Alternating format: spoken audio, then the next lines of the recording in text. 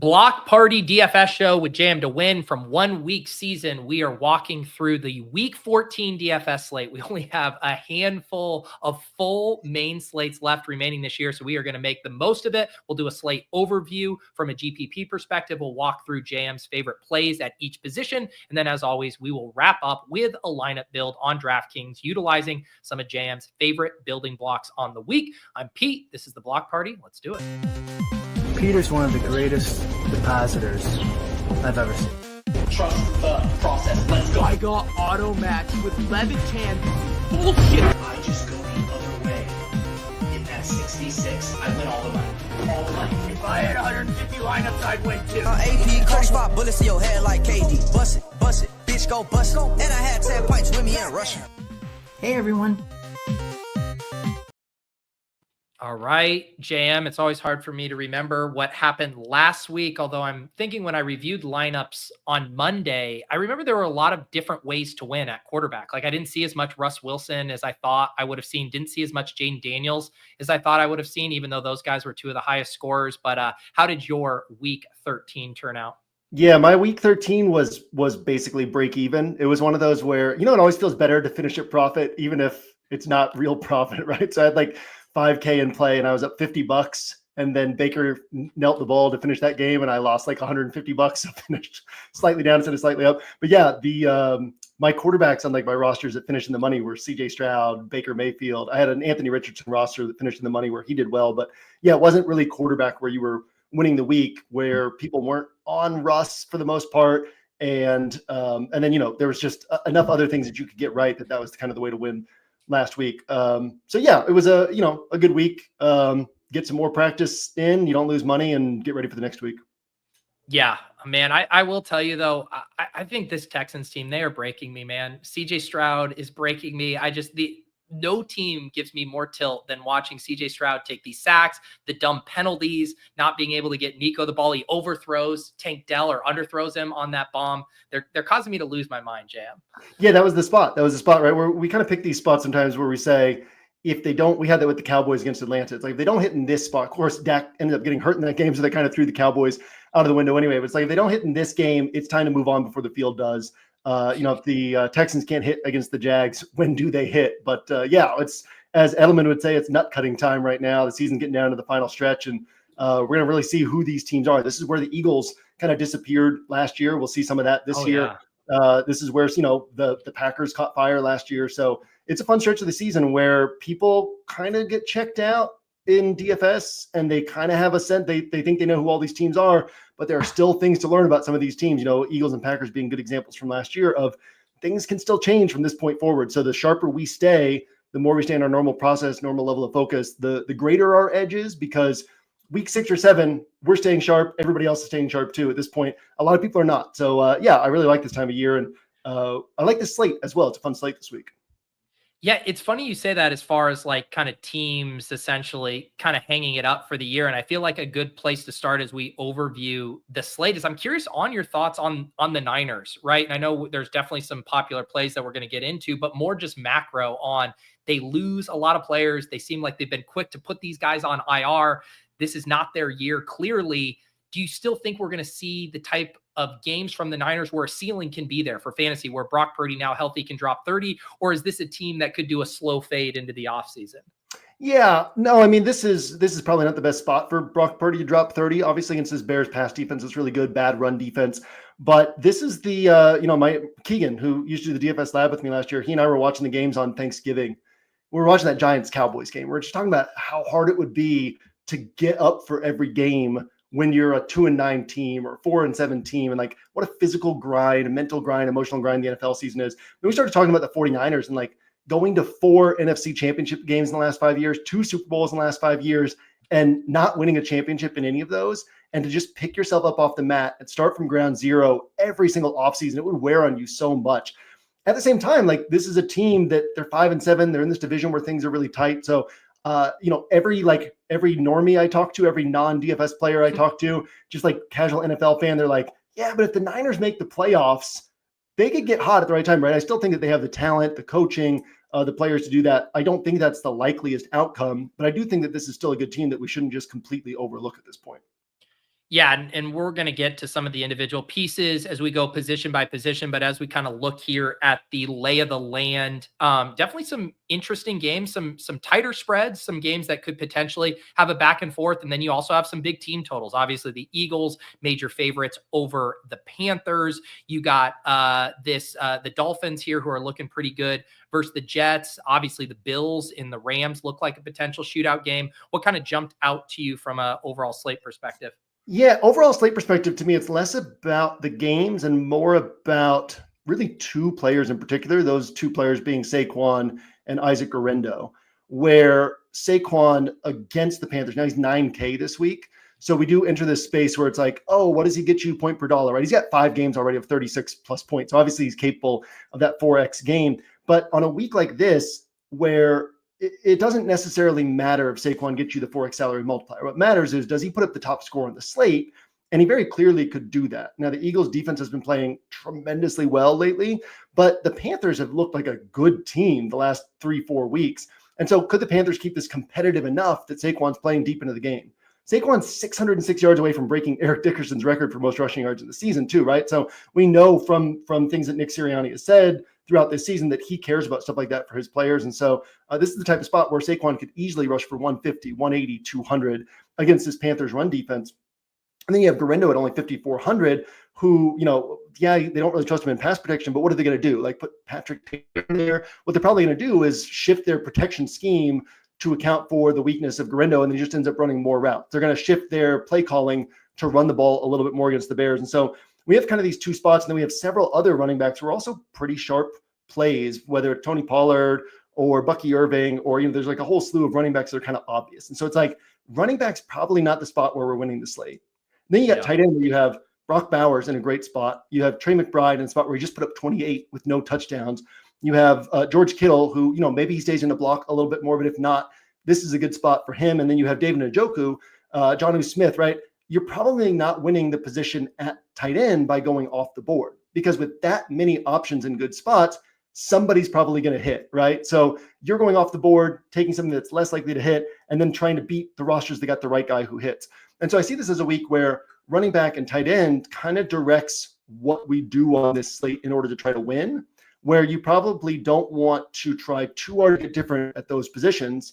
And then quarterback, pass catchers is kind of clumped up. Like, you can make a case for lots of different games, lots of different spots, and nothing really stands out. And so the question then becomes, like, how do we maneuver our roster so that that's where we're gaining an edge this week? So that's kind of how I see this slate as a whole. So yeah, there's the game environments. There's things we can talk about there. We can get into that as we get to the position by position. But macro view of the slate, I think it really comes down to this unique structure of what's available on this slate. If you're playing Kyren Williams, if you're playing James Cook, if you're playing Alvin Kamara, and you're not playing Saquon, you're effectively saying this guy outscores Saquon. Yeah, they're a little bit less expensive, but they're in that same price range. So you have to really think about that. How does Saquon not hit this week against the Panthers? Do the Eagles fail?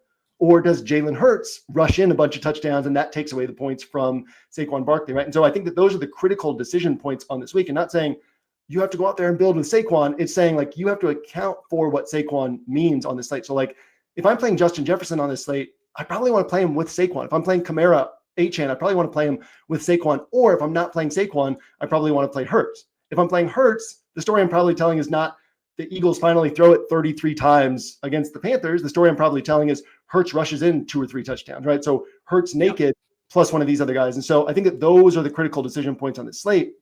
And as we get to this point in the season, this is like a perfect OWS slate, right? Where we're thinking more about the strategy, the picture on the puzzle box, the puzzle for this particular week, as opposed to what players do I like. And this is a week where if you're not thinking through those components, you're at a significant disadvantage to the field, because there's some clear funnels here in our thinking that we should be considering in the way that we build this week. Well, let's use that to transition to quarterback. And I think we can. Obviously, Allen is probably where the conversation starts at the top, but maybe let's kind of expand on the Hurts stuff here. I think the one thing that's interesting, and obviously, ownership will get, more firmed up as the week progresses. And the goal of this show isn't to kind of nitpick stuff, but the early run I'm seeing is that Barkley isn't even going to be uber chalk, at this price tag, that it's going to keep people from kind of slamming him in or just being, what they would consider a free square. So how does that factor into how you think about Hurts? Because it does seem like Hurts is a very clear pivot off of Barkley. I'm guessing you wouldn't use those two together, right? Were you saying you broke up on my end or your end, but were you saying Hurts and Saquon, you wouldn't use them together? I'm asking, if you would use those two together. Yeah, no, I those are kind of like either or type plays for me. Yeah. And so, but to me, I do think my thought process this week is going to be like, if I'm not playing Saquon, I'm probably playing Hurts on 100% of my non-Saquon rosters, because otherwise you literally are telling a story of the Panthers, of the Eagles not having a good game in this spot. Now that can happen. Teams can come out flat, but we're talking about what's probably the second best team in the NFL right now, maybe the best team in the NFL right now. Obviously the Lions have something to say about that, but they're probably going to come out and have a good game here because they're still competing for that number one seed. The Lions have games coming up against the Packers, against the Bills. Actually, the Eagles will already know the result of that Lions-Packers game by the time this one plays out. We're recording this on Thursday, so we don't know the result of that game, but the Eagles will, right? And so the Eagles are still playing for that number one seed, which is a huge deal. And so, yeah, I mean, I would expect the Eagles to come out, firing on all cylinders in this one. And yeah, I mean, I think that Hurts is very viable here. But also we recognize, we're kind of saying, okay, he rushes for 2 or 3 scores, and that's how he ends up being the quarterback that you had to have, as opposed to stacking him with somebody where, given the way that they've called this offense since the bye, 7-8 games, we know they're probably not going to throw the ball a ton in this spot. And so we're probably relying on those rushing touchdowns from Hurts. Just separating it like in a vacuum and getting rid of the Barkley part of the equation, who do you prefer, Hurts or Allen this week? I guess I would say Hurts, I don't know, maybe Josh Allen. Josh Allen, that's such a game environment dependent setup where the game environment, if it plays to this like 26-23, yeah, that's attractive on paper, but Allen's topped 30 points twice all year, and he hasn't done it since week 3. Just the way that this offense is being called at this point, it's not likeliest that we get a huge game from Josh Allen, but I do like this game environment. I think that there's interesting ways to build around it. So yeah, I guess I'll say Josh Allen, but it's close, either or on that one. Yeah. Anything else there? I assume if you look at just pure game environment, I'm guessing that's the one that would be the marquee, just looking at both these teams, the team total, the potential to keep it close. But it's sounding like if you are using Allen, you're going to want to have some Rams pieces really play this as a shootout. Yeah. And I think that this is a game where it's very possible that this plays to the over, right? I mean, the over-under is 49 and a half.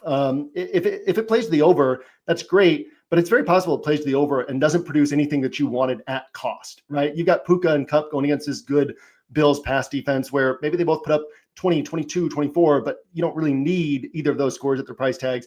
Kyren Williams, 12 touchdowns on the year and has cracked 23 DraftKings points only once because he's not being, last 3 games, 0-0 and 1 target in his last 3 games. Well, Sean McVay kind of tinkers with things throughout the season and then settles on what he feels is working. And so maybe he spikes for more targets against the Bills defense, faces the most running back targets in the NFL, but you still need those touchdowns and the targets and some big plays. So it's possible that that the Rams do well here. And nobody really needs to be on a tournament winning roster. Not to say that they wouldn't contribute nicely, but that none of them had to have it pieces. And then you got the Bills. I mean, nobody on this team outside of Curtis Samuel and Mac Hollins in injury fill-in weeks have gone for 4x their salary, their week 14 salary. And so, yeah, it's very possible that this game plays to the upside and doesn't produce anything you really needed. Still could produce something that's useful, but doesn't produce anything where you're like, I had to have that score. And so to me, I want to bet on this game taking off if I want to play it. And then there's some unique ways to think about that because maybe it's a Josh Allen game where he's taking over, he's rushing for touchdowns, he's getting laterals close to the end zone and scoring in that way, whatever it is, but not bringing any pass catchers with him. But that would still need a game environment where somebody from the Rams is hitting. It's like Josh Allen naked with a Rams bring back, or Stafford with a pass catcher and no bring back. There's some interesting ways to play this game where it's you kind of bet on the way that this game is actually likely to develop, but that's counterintuitive to how people usually build in DFS. Let's move on to this next range where I assume most, players are going to gravitate to this 6K range. I'll throw out all of these names here, and I'm curious which ones kind of stand out to you. Kyler Murray, Sam Darnold, Brock Purdy, who we kind of hit on, Tua, and Baker Mayfield, all kind of tightly clustered 6 to 6,400. Yeah, so Darnold and Kyler are the ones who stand out to me the most. Obviously, you got Purdy taking on the Bears. You got Tua taking on the Jets. Tua's looked really good lately, but taking on the Jets. And then you've got Baker in a game where the Bucs, they've been more run leaning and they should control this game against the Raiders. So I think that we got Kirk Cousins, right? Kirk Cousins last 3 games, 0 touchdowns, 6 picks. And he's not playing well. He's taking on this Brian Flores defense, but also Kirk Cousins for kind of how dweeby he is, he does have that dog in him. And coming back to play Minnesota, Atlanta needs this game to stay on track for the playoffs. I could see Kirk Cousins coming out and having a good game and then pushing Darnold to have a good game. And this kind of becomes an interesting game environment. So Darnold is really interesting because out of all the quarterbacks on this slate, he scored 20 or more DraftKings. I think it's 20 or more, maybe it's like 19 or more DraftKings points, more than any other quarterback on this slate. But he doesn't have any ceiling outcomes in that range, right? So it's like he's consistently getting that solid score, but not those tournament winning scores. But I would expect this to be a spot where you get one of those solid scores from him with, an outside shot at him finally spiking for a tournament winning score. And then the other quarterback we mentioned in this range was Kyler. I mean, we're back where we were 2 weeks ago, right? Where we used Kyler as our building block. And it was like, look, Kyler, he's got 5 games of 25 plus DraftKings points. He's got 5 games of 17 or fewer, 15 or fewer, something like that, right? It's like he's got this whole barbell thing going on. This is a game where it's like it either plays to the downside or the upside. There's probably not a middle ground. If it plays to the upside, Kyler becomes one of the most interesting pieces on the slate. If it plays to the downside, that roster is losing. So, Kyler's very interesting. I prefer him over Geno because if this game plays to the upside, Kyler's likelier to access, the high-end ceiling than Geno. But you could play either guy in this spot. It's just kind of this risk-reward where it's like this could be the game you had to have to win tournaments. It could also be a 16-6 game like it was a couple weeks ago, and you just get nothing out of this one. Yeah, and just obviously we'll talk about McBride, I'm sure, when we get to tight ends, but is kind of, one of the things you had mentioned when we did use Kyler as our building block was just how directly correlated the passing game was in these Dr. Jekyll and Mr. Hyde outcomes. Do you still feel that same way? Like if I'm using Kyler, I want Marv and McBride as part of that stack? Yeah, I mean, Kyler's interesting, right? Because he's had these 4 games where you would have really wanted him, and 2 of them were just rushing dependent, and he didn't bring anybody with him. And then the other 2, he brought both Marvin Harrison Jr. and Trey McBride with him. They combined for 75 and 79 DraftKings points to those 3 players. So you could play Kyler naked. You could play Kyler with just one, right? Just because things have played out this way through these 4 games so far doesn't mean that's how they're going to play out this week. But I think that Kyler naked is interesting because people won't be doing that. And then Kyler double stacks are interesting because people are less likely to be doing that. I like both of those approaches this week. Prefer the double stack because then you're actually getting 3 spots right at once. That doesn't, just because the strategy angle is better, doesn't actually change the likelihood of it playing out on the field that way. But in terms of like what makes us the most money when we're right, that is what would make us the most money when we're right. So I prefer that approach, but I do think Kyler naked or even Kyler single stacks are viable this week. And I think that's such a good point, and something that sometimes gets lost in the sauce, even though it's the entire point of correlation, is like saying most often maybe the optimal score on the slate, say it's, Kyler has a great game. The optimal score is probably maybe just a skinny stack, right? But if we are able to capture the one monster game and then just a decent game from the second piece, eliminate the number of things we have to get right, we don't necessarily have to be perfect and have the optimal lineup to win a tournament, especially if you're playing smaller field. And so you can basically sacrifice some non-optimal scoring to get on the right pieces and to hit on the 1 to 2 pieces of a block that you need. Yeah, these are the things that, we really focus on this in the Winner Circle podcast, that kind of our macro DFS strategy and training. But the idea of stacks isn't so much that you're elevating your ceiling as you're elevating your chances of winning. The more players you can get in on that stack, the higher your chance of winning because you're covering more spots on your roster. Every spot on your roster that you have to cover makes it 4 to 5 times more difficult to get that spot right. And so getting 2 spots right is 4 to 5 times more difficult than getting 1 spot right. And then getting 3 spots right is 4 to 5 times more difficult than getting 2 spots right. And it just keeps elevating how much more difficult it is. And so, if you can cover 3 spots with 1 bet, that puts you way ahead of the field because you're, turning the math in your favor. All right, let's now get sub 6K. I'm going to toss out a few names to you. We have, a couple really good value options, I would argue, as far as like just the overall matchup setup. Aiden O'Connell's 4,800. Will Levis versus versus Jacksonville is 5K. I think you could even get Jameis in the conversation just with how many yards he's been throwing for. What down here kind of in the value tier sub 6K jumps out to you? Get in there, Peter. I love that. I love the Aiden O'Connell shout. I figured we would kind of wait on that till I brought it up, but Aiden O'Connell. Okay, so rookies, right? They take a little bit of time to get their feet wet in the NFL and kind of get things figured out. So throughout the start of his career, right, his last 5 games with 31 or more pass attempts, 1 was against Pittsburgh, bad outing. His other 4, 17.9 DraftKings points, 20.3, 23.6, 25.9. Do we think he's throwing it 31 plus times against the Bucs, who face the 5th highest pass play rate in the NFL? Yeah, probably. Bucs are going to score points. Bucs make it difficult to run the ball. The Raiders aren't good at running the ball. So, if we expect him to throw it 31 plus times, again, I'll read these scores again. We'll round them this time, but 18, 20, 24, 26. That's really good for a 4,800 quarterback. So I think that Aiden O'Connell is interesting, and it's probably going to be one of those situations. Zanimir talks about this a lot on the Slate podcast, but we see these spots where lots of people are on the pass catchers for a team. People are not on the quarterback, right? Probably going to see a lot of Jakobi Meyers, a lot of Brock Bowers, not a lot of Aiden O'Connell. And I think Aiden O'Connell is very interesting here. Will Levis, less so. Titans are favored here, right? So game environment doesn't really play to their favor. The matchup is nice. Will Levis is capable of those bigger games. So he's certainly in the mix for me, probably more large field than smaller field. And then Jameis, it's one of these things where there's going to be this recency bias. The Steelers just played to a 44-38 shootout. Jameis just put up 32 points against the Broncos in one of the most Jameis games. I can't wait to tell my grandkids about Jameis Winston. Crazy. Here's a guy, 497 yards, 4 touchdowns, 3 picks, 2 pick sixes. That's like the most Jameis game ever, right? But Jameis against the Steelers, he's capable of it. We can kind of throw out this last game because it was this winter wonderland game. Every other Jameis start's been 40 plus pass attempts. And if he gets 40 plus pass attempts, he's got a pretty good shot at 300 plus yards and a couple touchdowns because he's going to throw it downfield is what he's going to do. He's going to take risks. And so, I think Jameis is very interesting this week as well. Yeah, man, it's just hilarious. I fell asleep. I didn't stay up for Monday Night Football. Just seeing the number there again that he had 38.98 DraftKings fantasy points on Monday is just an absurd. Well, we were still in Oklahoma, and I was totally it totally slipped my mind that there was a game. So I'm like, oh yeah, there's a game tonight, right? I look at it. And it was with 2 minutes left. So it was 34-32 and it was the 2-minute warning. And I was like, I got to watch the end of this. Jameis has the ball 34-32 first play. He throws the pick 6. And it was like, yes, Jameis, what we love to see. It's so funny. His post-game press conferences now are just must see. Oh, he's the greatest, man. TV we got to love Jameis.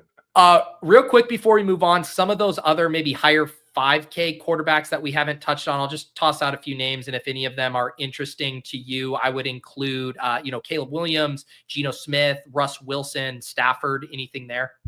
Yeah, I think Stafford's interesting. Like I said at the top, a really unique build where you can be like Stafford plus Puka plus no bring back, right? You're telling a story of this game shooting out, but Josh Allen putting up 28 and Stafford putting up 24 and no Bills pass catchers really coming with Josh Allen. So I think there's unique ways to build around that one. If you're watching this and you're like, JM's not really narrowing down the quarterbacks very much for us. I think that's kind of the point on this week is the quarterbacks don't narrow themselves down. So you don't want to inorganically narrow them down, but you do want to kind of think about how to play the quarterbacks that you're playing, because that's where the edge is going to be is, you got to get it right. But also among the other people who get it right, you have to play it right. And so the running backs and tight ends are very narrowed down for us. We're probably playing a tight end or running back in the flex this week on most of our rosters.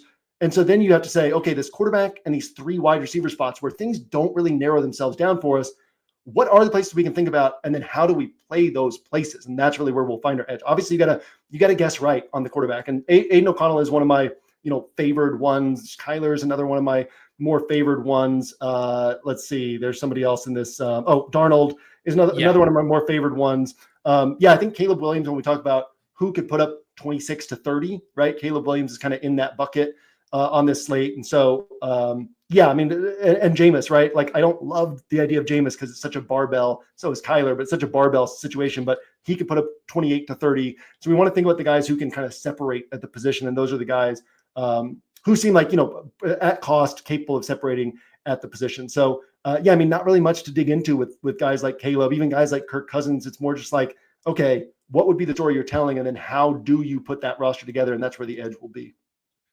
Let's hop over to running back. Like we said, the conversation this week is going to largely center around those 2 running backs that JM already mentioned. Barkley, who is of course 9K, but playing just at an extremely high level, now gets this matchup. Gurendo obviously stepping in for both CMC, and Jordan Mason is kind of the last man standing there. I guess, the question I'd ask you is, Barkley compared to these other high end plays who also project decently, namely Alvin Kamara, right? At 8,000, he's $1,000 cheaper, has a pretty insane role, good matchup against the Giants. How do you compare, Barkley and Kamara in these spots? Yeah, so it looks like Kendra Miller's returning this week, and Kendra Miller should be healthy because he shouldn't have been put on IR. For anybody who didn't follow that situation, Dennis Allen blatantly didn't like Kendra Miller, kept talking about Kendra Miller not being able to stay healthy. He had this minor hamstring injury, and Dennis Allen banished him to IR. Kind of surprised Kendra Miller, surprised the team. Dennis Allen gets fired. So I don't think that Alvin Kamara's Taysom Hill's out, right? So the thesis there would be oh man, no Taysom Hill, no wide receivers. Now it's all Kamara. Their season's going nowhere. They signed Kamara to a big contract. I don't know that they're necessarily running him into the ground here. And, he has the 30.5 point game. He has the 47-point game. For whatever reason, those seem to stick out more than Saquon's 5 games of 36 plus, right? And people are like, man, you got to play Kamara in the spot. Look at the rest of his games, right? It's two other games north of 20 DraftKings points. All these games are 19, 18, 17. So, I like Kamara on this slate. He's a clear tier below Saquon to me. And if he's getting equal ownership or higher ownership, that's an edge for us. Again, that doesn't mean that on the small sample size of 1 week, Saquon is definitely guaranteed to outscore Kamara. But if we play the slate 100 times, you're making a lot of money playing Saquon over Kamara if the field is gravitating toward Kamara, or even playing them at even rate. So I like Kamara in this spot. I like Achane just because it's been so consistent, Achane's production, when he's had a role and when Tua has been healthy. But I think that these guys are definitely a tier below Saquon. And to me, the way to play them is to play them with Saquon or to play them with Hurts and say, Hurts is taking the touchdowns away from Saquon, because otherwise you're telling a story of either the points get touchdowns get evenly distributed between Saquon and Hurts, and neither of them hits, which can happen, but it's unlikely, or Panthers shut down the Eagles, which can happen, but it's unlikely. And so I want to play the numbers, especially if people are not going to be on Saquon, and say, let's pair these guys with Saquon and find a way to do that, as opposed to playing these guys instead of Saquon. The other guy who I think deserves to be in this kind of upper echelon conversation, just based on the usage lately, is Bijan, coming off a 32 touch game against the Chargers. They've really kind of relegated Tyler Algier now to more of a bit role than what we saw earlier. What do you think about Bijan this week? Yeah, I think Bijan's always in the mix. This is such a good run defense for Minnesota that, it's not a great spot.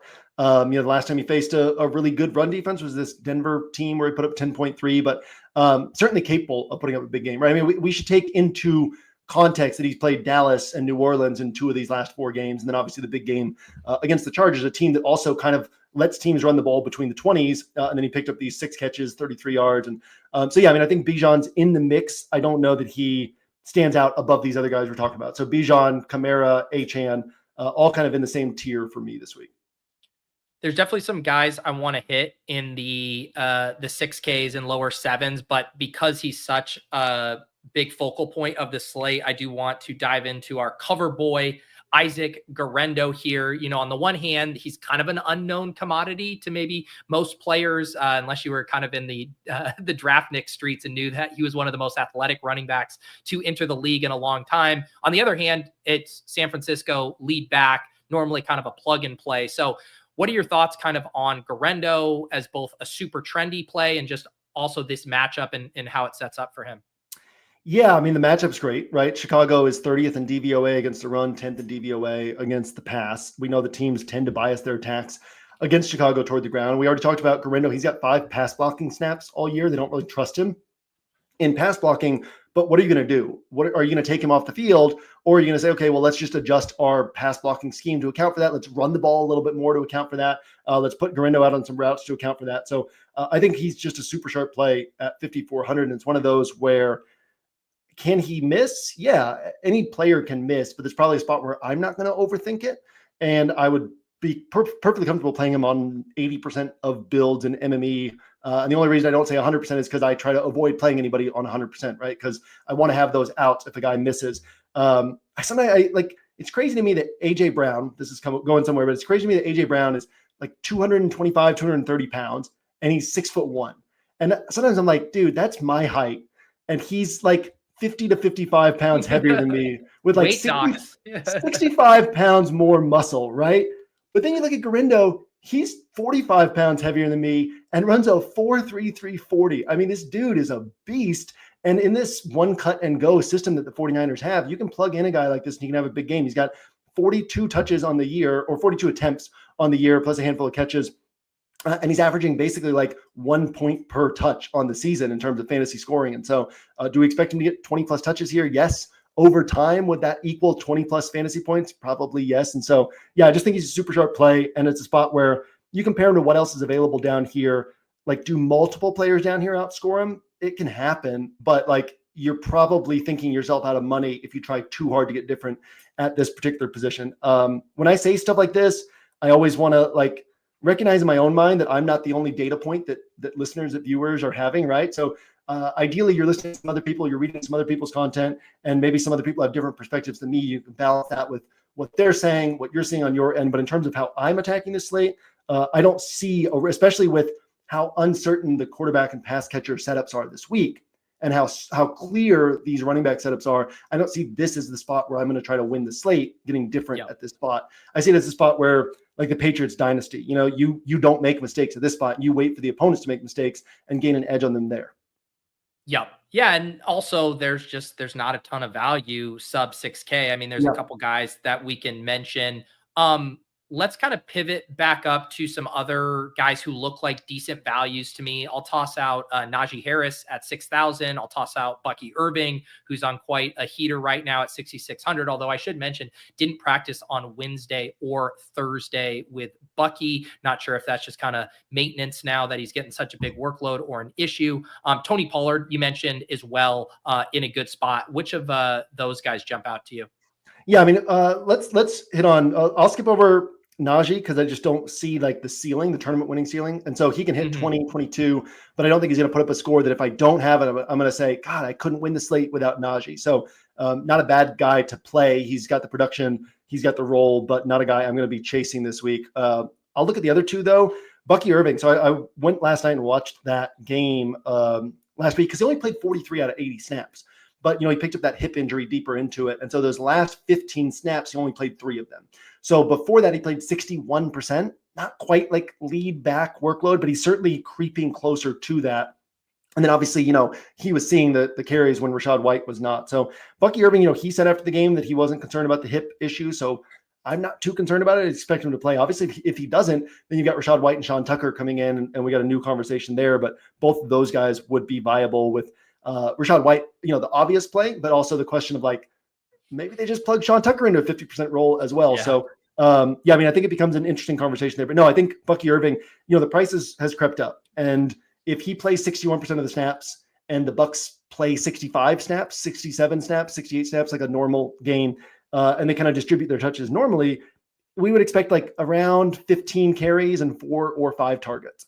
So 6,600 is a kind of a steep price tag for that workload, but we know he's capable of seeing more work than that. We know he's capable of hitting on that workload. So I don't think he's like a smash, got to play and play, but he's certainly a standout play among this group of like, who's that third running back he might play? He's up there near the top. And then Tony Pollard. So this is pretty interesting. Their last 3 losses, Tony Pollard has touch counts of 12, 11, and 13. Their last 3 wins, he has touch counts of 27, 31, and 24. And in those wins, he's got DraftKings scores of 24.9, 21.4, 18.8. So Titans are favored in this one. So pretty good shot that we see, 20 plus touches for Pollard. If he sees 20 plus touches, he's got a pretty good shot at 20 plus points. So I think he's a sharp play in there as well. Yeah. Some of his carry totals have been pretty gaudy in those games as well. Let me toss out some of the other guys who are in some of those game environments we touched on, generally project for decent volume. Your James Conner, your Kenneth Walkers, your Aaron Joneses. Anyone from that trio interest you? Yeah, James Conner interests me the most. And so James Conner is kind of the Sam Darnold of the running back position. The only running backs who have topped 17.9 points more times than him are Saquon and Devon Achane. He's topped 17 point or gone for 17.9 or more the same number of times as Kamara and Bijan, but he's got like no games over 23, right? So it's like the ceiling's not there, but the consistency is there. And you can kind of get in the habit of okay, well, I'm throwing out James Conner because of that. But then you consider Tony Pollard, where it's like, oh, wait, like I need the Titans to actually win this game. They're not a good offense. This game could go awry. Things could fall in the wrong direction for Tony Pollard. And all of a sudden, he's not seeing those 20 plus touches. He's not getting up to 22, 24 points. And even when Pollard hits, he's probably not getting 30. James Conner had a game last year of 28, a game of 30 with Kyler on the field. So he's capable of that. So yeah, James Conner, the consistency is there. The ceiling is rarely accessed, but he can get there. And so I think that James, if you're going to consider Tony Pollard, you got to consider James Conner as well in this spot. One kind of cheap guy, if you are going down 6K, I wanted to get your thoughts on who I'm a little intrigued by and might go overlooked just because everyone's going to play Gurendo. What are your thoughts on Tyrone Tracy versus the Saints? Yeah, I think that Tyrone Tracy is a really sharp play. Similar type of situation to Pollard, right? Where he's got these recent games of 9 carries, but they got blown out in those games. The games that they were competitive in, 18 carries, 16 carries, 20 carries, really good running back, really good matchup against the number 32 defense by run defense DVOA. And so, I think that Tyrone Tracy, what's the ceiling? You can question that, but he can certainly get up into that Pollard Conner range of scoring, maybe even slightly above those guys at a cheaper price tag. So I think Tyrone Tracy, really sharp play. And like you said, people tend to be kind of binary in their thinking on these cheaper running backs and don't often pair like Tyrone Tracy and Isaac Gurendo. They kind of try to decide between the two, or they're like, ooh, no one's on Tyrone Tracy, I'll play him over Gurendo. Oftentimes the sharper thing is just to play these guys together. I don't think there are too many other names that we didn't at least touch on. I guess maybe James Cook, he's a bit pricier. A couple things might be injury dependent. Breece Hall hasn't been practicing this week, so that could potentially open something up for Braylon Allen. Any other names that I didn't get to that are interesting to you? No, I mean, James Cook, it's like he hit for 28 points on 20 touches. He hit for 31 points on 12 touches. That's kind of his touch range. He's played 46% of the snaps the last 3 weeks for the Bills. So it doesn't look good on paper. You got to kind of close your eyes and be like, he's not going to touch the ball enough for me to feel comfortable with him. The way I wrote him up this week was he's one of those guys that, like, if you just have a feel, like you're like, man, I just really feel like James Cook is going to hit this week, I think you can justify playing him, especially in larger field I'd prefer him in larger field tournaments as opposed to taking that risk in smaller field. But like his scoring range is still pretty decent. He's overpriced by about 1,200 for his workload, for his snap share, but the ceiling is there. So not a guy I'm recommending, but also not a guy I'm arguing against. But also, this kind of speaks to what we talked about at the top. Like, is this the position where you're going to win the slate? Like, not just Saquon and Gurendo, but like, Kamara's a good play. Achane is a good play. All these other Pollard, Conner, Tyrone Tracy, all these guys are good plays. So if you're like, all right, I'm going to get sneaky and go off the board, somebody's probably going to have a combination from that group of obvious plays that also hits, right? So you're taking on more risk to kind of get the same score that everybody else is getting. So if you're going to go off the board, you got to find that guy who's capable of like outscoring everybody. And if he doesn't, that's fine. But that has to be the thought process, is like, who can put up a sneaky 35-pointer, 40-pointer that nobody's thinking about? And that's really the way to get different at this position. Otherwise, I think you just go with kind of what's more obvious at this position. All right, let's head over to wide receiver. We can start with some of these guys at the top. We mentioned this matchup for the Eagles. If it's not Barkley, could it be A.J. Brown finally giving us a big game? It feels like it's been a while. It also feels like it's been a while for a monster Justin Jefferson game. Puka Nacua, Mike Evans, Hill, those guys I think would kind of round out this top tier here. What stands out to you on the high end of wide receivers? Yeah, I talked about Darnold and Cousins. I think that I always say, like, it's rare that you want to play one-offs from the Falcons, right? This is the rare type of spot where you go justify playing one-offs from the Falcons because teams throw the ball against the Vikings at the highest rate in the NFL. So all of a sudden you have this opportunity for the Vikings to score points. I don't think the Atlanta defense can really stop the Vikings. Obviously, you got to march the field against Atlanta, but I think they can march the field. I think they can score points, and maybe Atlanta responds. Well, then all of a sudden you have an opportunity for Justin Jefferson to hit. So your wide receiver spots on this slate are going to be largely dictated by the game environment you're attacking, the quarterbacks you're playing. So I'm going to have a lot of guys, like a lot of rosters where 2 or even 3 of my wide receiver spots are taken up by the bet I'm placing at quarterback. So that doesn't leave a ton of room for one-offs, because then you're kind of down to, all right, this is what I'm doing at running back. This is what I'm doing at tight end. This is what I'm doing in the flex. My quarterback is dictating this is what I'm doing in 2 wide receiver spots. And then it's like, what salary do I have left in that final spot? So I don't see a lot of one-offs at wide receiver that stand out as sharp plays, or that I'm going to be going out of my way to play. So it's more like, am I playing Cousins or Darnold in this spot? If I am, I think that Jefferson becomes very interesting in terms of one-offs. The Falcons are actually in the pool of guys where it's like, I do think we see a lot of volume from the Falcons. You need volume on these guys for them to hit. So I could see some one-offs from the Falcons. JJ, I'd be fine with him as a one-off in this spot, but it would be hard to figure out how you make that work, right? And like I said at the top, I'd like him on a Saquon roster as opposed to playing him instead of Saquon. Puka, it's one of these spots you're playing the Bills. You're probably not getting a 30, 35 point game, but it can happen, right? If anybody can do it, it's Puka who can do it. And so, I think the Puka makes sense, but again, probably on Stafford rosters or Josh Allen rosters. And then Mike Evans, you probably don't see a ton of volume here. Tyreek Hill against the Jets, who've allowed the fewest fantasy points per game to wideouts. You probably don't see the production here, but you can certainly take swings on these players, because again, wide receiver is kind of the spot where you're going to find your edges this week. Try to do something different from the field, find that edge. And so, you could justify these plays, not guys I'm going to myself, but certainly guys capable of hitting.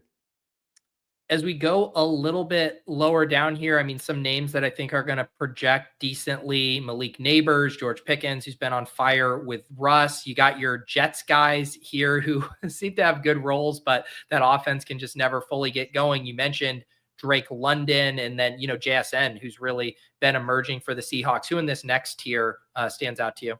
Yeah, this is an interesting tier. Neighbors is obviously, you look at the targets and it's like consistent double-digit targets. And like, he can't top 14 DraftKings points, 15 DraftKings points, because the quarterback situation is so bad. So can he hit? Yeah. Is he one of the sharper plays on paper? No. George Pickens, you mentioned him being on fire, but in this Steelers offense, the version of being on fire is 16 DraftKings points, 8.8, 16.9, 20.5, 11.4. And so, Pickens still doesn't have a 4X game on his ledger on the 6.8K salary. So can Pickens hit against this really aggressive Cleveland defense that gives up big plays? Yeah. Is he one of the sharper plays on paper? No. Same thing with the Jets wide receivers. So when we get down to London and JSN is where it gets interesting to me. London, he's got 5 games of double-digit targets. He's had 2 of those games where he couldn't even top 74 yards. He's not putting up monster scores on this. But then also you kind of realize, well, if he's getting double-digit targets, which I think he will in this spot, you've got a pretty good shot at like 17 plus DraftKings points. And then he's typically going to finish like Bowers at the start of the season, like 7 yards shy of the bonus. So then if he gets those extra 7 yards, that's an extra 3 points. That's half a touchdown. If he gets the touchdown, that's an extra 6 points. And so when you compare like Tony Pollard and James Conner and then some of these other wide receivers, it's like, doesn't Drake London have the same scoring range as those guys? He probably gets 16, 17, even if he underwhelms a little bit. He's got a shot at 23, 24, and then an outside shot, probably doesn't get there, but outside shot at like a 28 to 30 point game. So this is the rare week where, as I'm saying this, I'm remembering last year, right? I always preached against Keenan Allen. And then last year, the one time I was like, this is the week where I was like Keenan Allen, he goes for like 35 points. Maybe we get lucky with that from Drake London. But yeah, this is a week where Drake London actually makes sense to me. And then JSN, we're relying on this game environment a little bit. I prefer him in stacks of this game because it is probably a barbell type of game. It shoots out or it's low scoring. And so then if it shoots out, probably not just JSN benefiting. You're threading a thinner needle trying to get just JSN and nobody else from this game, but he's certainly viable as a one-off in this spot.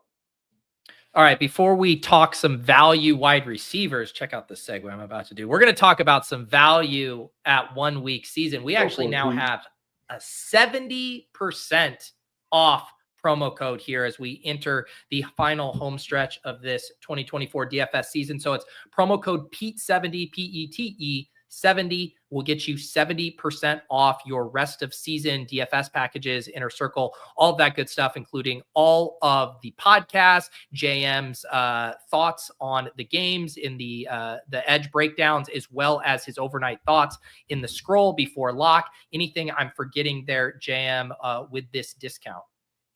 I zoned out, so I don't know, probably not. You're pretty good at what you do. We'll see. We shall see. So yes, check out 1 week season. Take advantage of that juicy promo code, 70% off with Pete 70. I got to ask you, I kind of mentioned the stuff with the Niners. Can we go back to these guys? Because I'm sitting here looking at the Juwan Jennings price tag, even looking at this Deebo Samuel price tag. And I'm saying, Jam, can I play these guys at rock bottom prices, or is it a false flag? Yeah, I mean, you know me, right? I think so much about game environment and how things are likely to play out. It's hard for me to see Shanahan looking at this Bears defense and then saying, you know what? And then you've got Gurendo in there where you kind of lose some of your pass blocking juice, and you're like, you know what we're gonna do? We're gonna surprise the Bears. We're gonna throw the ball a ton here and try to beat them through the air. It just seems like a spot where if you're the 49ers and you need this win, you're gonna lean on the run game. But yeah, I mean, can these guys hit? Yeah, that's kind of my answer to a lot of these pass catchers. It's like, can they hit? Yeah. Are they the sharpest play on paper? No. So in that context, you can play one guy on a roster who's in that bucket. Or if you get into larger field play, 2 guys who are in that bucket. If you're getting up in the Millie Maker, 3 guys who are in that bucket. But generally speaking, you don't want to lean too heavily on guys who are lower percentage bets. So all these guys that I'm saying, can they hit? Yeah. Are they the sharpest play on paper? No. Those are all guys who you're like, well, I could put one of these on a roster. I disagree. I think that this guy is going to hit this week. I've got a feeling about this guy, whatever it is. Then you play that guy, but you don't want to go too far down that road because, like I said, every spot you have to get right is 4 to 5 times like harder to get that next spot right, just mathematically, right? If a player's priced in such a way that they're going to hit like that tournament winning score, 4x score, like 20 to 25% of the time, then that's 4 to 5, times harder each spot. But then if you have a guy who's going to hit 10% of the time in this spot, well, then that's 10 times harder to get that spot right. And so then, if you add another guy who's kind of in that, then you're also decreasing your chances of getting 2 of those guys right. So basically, yeah, I mean, there's guys on the slate who it's like, yeah, you can make the case for them, but they're not that sharp on paper. And so you can play a guy like that, but I'll mostly be avoiding those guys myself. We touched on Jakobi Meyers earlier. I think he's going to be very popular, 5,600. I mean, I was looking at his splits earlier without Devontae Adams in the lineup, just absurd stuff, nearly 30% target share, like a 38% in zone target share. So he's getting tons of looks when they get down there. We were already talking about AOC, good matchup against the Bucks. Assuming he's pretty popular, do you still like Jakobi here? Yeah, 100%. I think one thing people will probably overlook, these are the last 5 games for the Raiders. Last one, Jakobi scored 15, Bowers scored 33. The game before that, Jakobi scored 25, Bowers scored 8. The game before that, Jakobi scored 9, Bowers scored 34. The game before that, Jakobi scored 21.5, Bowers scored 15.5. The game before that, Jakobi 17.2, Bowers 10.8. So if you couldn't visualize that while I was saying it, you can go back and listen to it again. You'll also see it in the player grid this week, in DFS interpretations this week. But basically, like it's been one or the other has hit each of the last 5 games. So that doesn't mean it's guaranteed to happen that way. Doesn't mean they can't hit together. But we are seeing like last week, Trey Tucker had 1 target, right? And that's the only other, he played like 66 out of 68 snaps or something like that. They played primarily 2 tight end sets. Meyers was on the field for like 43 out of 68 snaps. So it's like they're throwing the ball to these 2 guys and nobody else. And what we've seen across the last 5 games is this seesaw. Whichever guy hits, the other guy's not hitting. So I really like Bowers this week. Also really like Jakobi this week. And I think you could justify where you're not playing Bowers, you play Jakobi. Where you're not playing Jakobi, you play Bowers. Because it's especially in a spot like these rare spots where you just really know how a team is likely to attack. Is there a chance that things get weird? It's Antonio Pierce and the Raiders. Things can get weird. Is there a chance things get weird and they don't throw the ball much here? Yeah, but they're playing the Bucks and everybody attacks through the air against the Bucks, and the Raiders can't run the ball and the Bucks can score points and take a lead. And it's like, we're going to see a lot of targets for these 2 guys, and one of these 2 guys is likely to hit. So yeah, I like Jakobi here, and I like that idea of like just kind of playing one or the other on most, if not all of your rosters. Yeah, it's really hard to see how they're not going to chuck it a ton. And it's nice to have what feels like some stability at quarterback with AOC now. Kind of triangulating who might be some of your other favorite plays just based off your quarterbacks and knowing how much you prioritize game environment. I will follow up on some of the Browns wide receivers. I'll also mention just like the Panthers guys, just because they're relatively cheap. If people are looking for value on this slate, sub 5K. Does anything interest you? Yeah, I mean, sub 5K, it's really thin this week. Yeah. And you can get sharp rosters in with Saquon and not going sub 5K. Saquon, one of the higher price tight ends, not going sub 5K because there's a lot of good people. There's Gurendo. There's a lot of good wide receivers in this mid-range. There's no high-priced wide receivers who really stand out as incredibly sharp plays. If you want to go cheap, you got to just kind of take some darts, right? Demarcus Robinson, fourth in the NFL in end zone targets. And we saw it last week, right? Where he had that kind of like fake slant and then sprint out. He's very good at getting open, and Sean McVay has leaned into that. 7 touchdowns on the year, 2 multi-touchdown games. So, take a swing on that and say, hopefully he scores multiple touchdowns. Tyler Lockett's down here at 4,300. Michael Wilson always has a role. And he hasn't hit yet, but he's capable of hitting. If we have injuries for the Bills, you've got Matt Collins down here, but it's pretty thin down here. And then you've got, the like you said, other guys who are kind of in this range of like, they're not sub 4,500, but they're values. So the Browns wide receivers, be nice if Tillman, they keep his brain healthy and keep him out another week because, then things concentrate that much more. We know Jameis is going to throw it 40 plus times. You can kind of throw out last week's box score, right? Jameis threw it 58, which is obviously unlikely here. And so then and Tillman was out. So you got double digits on Njoku, on Elijah Moore, on Jerry Jeudy. But we also know that he's just going to chuck the ball downfield. So Tillman kind of out of mind. If he comes back, people might be forgetting about him. Jeudy, obviously capable of hitting. Then Elijah Moore is kind of the third guy in that group. But all three of these guys are going to see 8+ targets more than likely. Probably one of them sees double-digit targets and a lot of downfield work for these guys. So Elijah Moore is kind of the shortest area of the three, but way deeper than he was before Jameis came on board. And I think that these guys they feel thin, right? Because they're playing Pittsburgh. It's not a great matchup for wide receivers, but just the volume is so favorable and the nature of that volume is favorable where Jameis is going to throw the ball downfield. So it's probable that we get 16+ points from at least one Browns wide receiver, and there are clear pathways to like 22, 25, 28, something like that. Yep. All right, real quick before we move on to tight end, this question I will pose as can they continue getting away with this featuring Nick Westbrook-Ikhine and Marquez Valdes-Scantling? These guys seem to just sun run on 2 to 3 targets a week. They just score touchdown after touchdown. I'm shortchanging NWI. He had 8 targets last week, but what do you think about these big play merchants? Yeah, I've thought myself out of so much money with Nick Westbrook-Ikhine where I'm like, he can't keep doing it. It's been like 3 or 4 straight weeks. I'm like, he can't keep doing this. I mean, he has 20 catches and 8 touchdowns. And now the price is coming up because of the touchdown. I won't chase, but I mean, can he keep doing it? Yeah. I won't chase MVS. Can he keep doing it? Yeah. I mean, he's finally got a quarterback, right? He's got Derek Carr back there. So he's out from underneath the horrible arms of Josh Allen and Patrick Mahomes and Aaron Rodgers and finally producing for us with Derek Carr. Imagine what Xavier Worthy could be doing with Derek Carr right now. Oh, man. The Chiefs have just loose this guy and get him onto the Saints. Yeah. I won't be chasing those guys, but I'm not going to argue against them.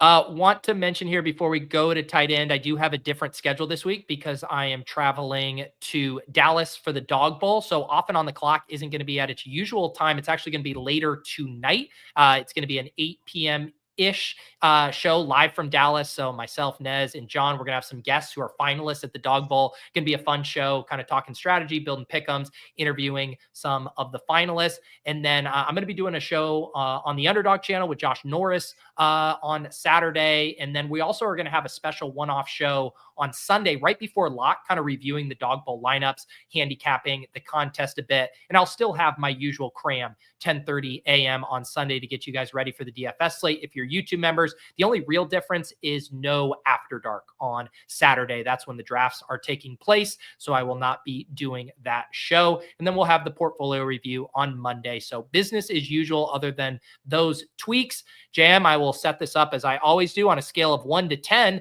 It's got to be higher than a 5 because you've already mentioned Bowers and McBride. We normally don't get a tight end mention that early in the show. So are you relatively excited about tight end this week? Yeah. I mean, I don't know, 7.5. It's what's interesting to me is you go sub 5K and it's barren. I mean, there's nothing that's attractive outside of saying this guy could score 12. This guy could score 15, right? Jonnu's price has come up. Hunter Henry's not on this slate. Cade Otton doesn't have the role that he had. TJ Hawkinson is kind of the one guy who you're like, he never does it with JJ in the lineup. He's done it once this year, and it was recently, so it kind of sticks in your mind. But you're like, he could score 20, 22, right? But generally speaking, you get down here, and it's really thin this week. And then you go up top, and it's like, Bowers has 33 in 2 of his last 3 games. Now, does he get there again? Probably not, right? But he probably sees double-digit targets. And if he's not hitting, it's probably Jakobi. So Brock Bowers, very interesting. Trey McBride, this is kind of depressing. He's played 44 career games. Do you know how many receiving touchdowns he has? He has 4 receiving touchdowns. It's absurd. This year he has, so Kelsey, Kittle, and Njoku are 2nd and 3rd in the NFL in targets inside the 10 with 10 and 9 respectively. McBride has 4 targets inside the 10. Marvin Harrison Jr. has 10 end zone targets. McBride has 3 end zone targets. So you're just making me mad right now, Jam. He's putting up all these big scores. He put up 28.3 against Seattle without a touchdown. He's got a couple of 20-plus point games recently without a touchdown. So, it's not like, oh, touchdown regression's coming. He's not being used in a way that leads to touchdowns, but he is still capable of putting up these big games. So, his chances of like a 30-plus point game are obviously lower. His chances of finishing in like the mid-teens are a little bit higher because of that. But he's got the upside. George, and again, we always like this year. It's been so sharp to play 2 tight ends because tight ends have been underpriced relative to wide receivers in the same price range. And so when you compare these guys to the wide receivers, they're very sharp plays. George Kittle, same thing, right? All these games of 20-plus points. Some question marks around how they use him this week. Kind of a good Bears pass rush. And you got Gurendo, not a good pass blocker. You don't throw the ball as much against Chicago as you do against some other teams. And so, but when you do throw, like tight ends is typically where you're going to go against Chicago. Ingram had 10 catches for 102 yards.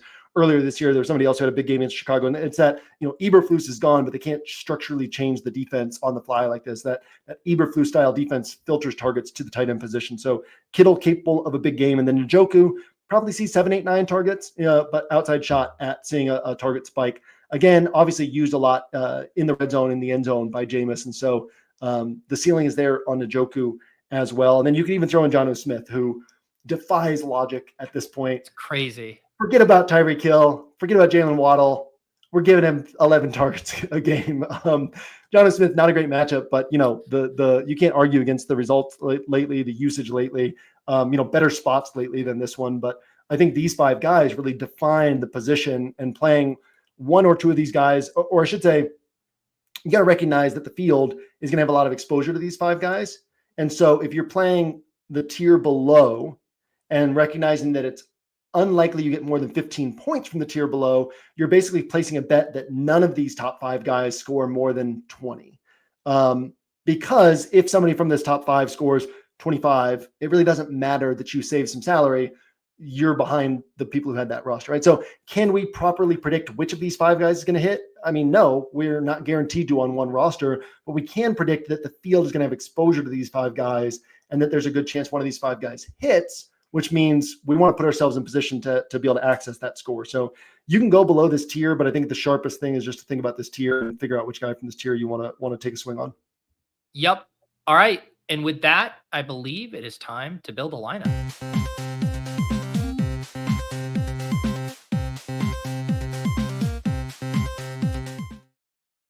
All right, we are going to build a lineup here on DraftKings. You guys know the drill. We got the Deposit Kingdom Rake-Free League, $10 3 max contest, 1,000 entries. We got $2,000 up top. I'll review the winning lineups on the portfolio review on Monday morning. The link to get into this is exclusively in the Deposit Kingdom Discord. The link to the Discord's down below. Then you hop in the announcements section and you can find the link for this contest. JM, I didn't ask you before the show who your building block is going to be, although talking to you throughout, I feel like I have some ideas on who might be a feature of this lineup. Where are we starting?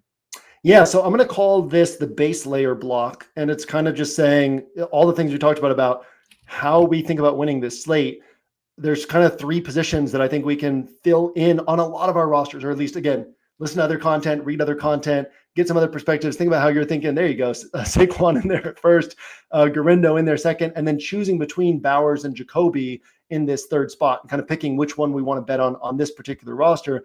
But I won't be surprised if 100% of my hand builds start this way. Saquon, Gurendo, and one of these two Raiders pieces. If I lose the week because of that, I'm okay with that because I recognize that if we played out this slate 100 times, these are the spots that are kind of filled in for us. I'll let other people try to outsmart me at these positions, and I'll try to outsmart them at the other position. So this kind of gives us a nice starting point, and then we can move forward from there. I want to start with Bowers just for two reasons. One, I think it'll be a little harder to build with just the slightly more expensive tag. And then also, I do expect Meyers to be way more popular. So I'm kind of curious to see where this pushes us if we spend up on both Barkley and Bowers here. Yeah, one of the things we talked about too with the Bucs is they're not actually a bad pass defense. This is similar to the Jameis and Fitzpatrick years. It's like they're a decent pass defense. They're an average pass defense that faces really heavy volume, but they are bad against tight ends. They're 31st in DVOA against tight ends. And so in this seesaw between Bowers and Jakobi, I give the slight edge to Bowers here. Obviously, won't surprise us if Jacoby's the one who hits. But yeah, I like this idea of starting here. And like you said, kind of pushes us to say, okay, how do we build this roster? Because we don't love a lot of value on this slate. So I think that the next thing we could do, we're going to have to make a decision here at the flex spot here pretty soon. But the next thing we could do is put a defense on here just to get a better sense of what our salary looks like. Pete, I don't like anything at defense this week. You know, most weeks this season, it's been like everybody else is paying down. I'm playing Minnesota. I'm playing somebody playing Will Levis. I'm playing a good defense playing against like one of these other mistake-prone quarterbacks. Last week, it was the Cardinals at 2,400. I locked them in. I played single entry 3-max last week, but locked them onto 100% of my rosters last week. I don't really see anything cheap this week that I love, but also don't see anything expensive that I love. So I think maybe the Saints against Drew Lock, against Tommy DeVito, whoever we get at quarterback. That's probably the most exciting, but you got anything else that you're thinking about here? Well, the other thing, I was just going to let my CJ Stroud tilt run through me and suggest the Titans at home here at 2,800 as well. Yeah, I mean, Titans against playing against Mac Jones. You know, Titans don't force a lot of turnovers, but certainly a viable option in this spot. You know, the Saints don't force a ton of turnovers either. So either one of these is a fine play. Yeah. I don't know why I said CJ Stroud. I was thinking of them playing Jacksonville last week. That's why it was in my head. All right. let's do that. That leaves us with 5,200. I guess the other kind of big question, and maybe we can back into this, although like you said, so much of your wide receiver slots are going to be dictated by your quarterback, but like, is this a roster we need the AOC salary savings, or is there a stack we can build without that salary? Yeah. So, you know, one of the things we think about at this point in the season is value at cheap wide receiver usually is thin, right? So the Calvin Austin plays, which we've gone to the well on plenty of times, the guys who it's like, yeah, they probably don't hit, but they can hit for 18. They can hit for 20, right? Like we've had big weeks in DFS from hitting on Tyquan Thornton at 1% ownership, and he puts up 20 points at 3K, 3,100 in salary, whatever it was, and you're just way ahead of the field. So we do have that flexibility to go down here and say, yeah, people probably, I mean, Van Jefferson, right? We don't have Calvin Austin this week, it looks like. And so maybe Van Jefferson, maybe Mike Williams finally gets involved. There's guys down here that we can take swings on at cheap wide receiver and just kind of hope for the best. And that's an okay way to attack this week, this slate, et cetera. But yeah, so right now I would say we probably end up on AOC, which gives us more flexibility at wide receiver, but we also have room for like a guy like Cousins or a guy even like Kyler plus McBride plus Marvin Harrison Jr. and see what that leads us to. We probably want to bring back on that, so probably can't do that with the salary here. But yeah, let's go ahead and let's fill out this flex spot because I want to take one last running back or wide receiver at this flex spot. I think since we played the Titans, it kind of pushes us onto this Pollard play because we're betting on the Titans controlling this game, playing well on defense. And then that means Pollard putting up these touches in this spot. And then, yeah, what we're probably going to end up on is like one wide receiver we don't feel comfortable with. And that's okay on a slate this deep into the season, especially if we can go way down and get like really uncomfortable and just free up extra salary on this roster. So yeah, maybe let's go down cheap and just fill in something first. And we could go, we could go Michael Wilson at 4,100. We could go Mike Williams at 3,800. We could go, assuming we get some injuries still on the Bills, Keon Coleman out, we can go Matt Collins at 3,500, but I guess we'd prefer to wait on news for that. Honestly, Kevin Austin on the Saints, mentioned him last week, but he's out there all the snaps alongside MVS. He put up 7 points last week, certainly capable of putting up a game that wins you something, and nobody's going to think about him or be on him this week. So yeah, where do you want to go here at wide receiver as we get ugly at this position? I mean, it's a little more expensive than those sub 3K, but I do like the Michael Wilson call. He's another guy that'll get some red zone targets, and I still think has that big playability and, decent floor here. He's not going to burn you with nothing. Yeah, no, I really like that call. And especially if we're not going to have McBride on this roster, we're not going to have Marvin Harrison Jr. on this roster, this still gives us an out for this this type of play here. Yeah, what I want to do is we'll probably play AOC on this roster, but I kind of like to build it real quickly with a Cousins and Mooney just to see what this would look like, right? And what we might be able to pull off on this final wide receiver spot. Yeah, that leaves this gives us 4,800, which puts us on Elijah Moore, which is what I was thinking we might end up with, right? So that just kind of illustrates that you can actually mess around with this and get something that's, I mean, Michael Wilson really is like a 4,800 wide receiver as well, right? So he should be in this like 46 to 4,800 range. It's not like you're taking a total swing on somebody who can't produce anything for you. And so there are ways to build this roster without that. But then now let's go to AOC and save that extra 700, and that frees up this Darnell Mooney spot and this Elijah Moore spot to kind of see how we want to wrap up this roster. Yeah, so if you go Aiden, then you're at 5,500. I guess that the question is, I know you talked about splitting Meyers and Bowers. I mean, once you're here and in this price range, do you consider tossing Meyers on? Yeah, 100%. You can 100% consider that, because it's not guaranteed that these scores are going to be, that they're, it's not guaranteed that they're not going to combine for 48 points. They cost 12.1K in salary. It's not guaranteed that they're not going to combine for 48 points. And those points could be split kind of down the middle where neither guy really separates. The last 5 games, they've put the all round on these to help you guys hear it a little bit better, but 49 points, 33, 43, 37, 28. They cost 12.1K. So again, you think of a 12.1K player that's putting up 28 as their bad game, and then 33, 37, 43, 49. I mean, that's pretty tremendous. If that was one player, you cover both spots with these guys, and you're different enough because you have the AOC on this. So I think that's a very sharp way to go. All right, so if we put him in at 5,600, that leaves us 5,400. Obviously, you can mess around with the defense, some other tweaks here, but assuming we're working in this line of thought, some interesting plays here. I mean, almost like the Michael Wilson play via the Vikings would be like Addison, where you're saying, hey, we like that spot, but we're not able to get up to Jones or Jefferson. What if we capture it through Addison? Yeah, 2 things I see here. One, you've got Cedric Tillman and Keon Coleman. Don't put them on the roster yet, but I just want to talk about these guys. Is that if we do that, we do have flexibility to go up another 100 at defense to the Saints, and then go Bucky Irving as the bring back on this Aiden O'Connell type of setup.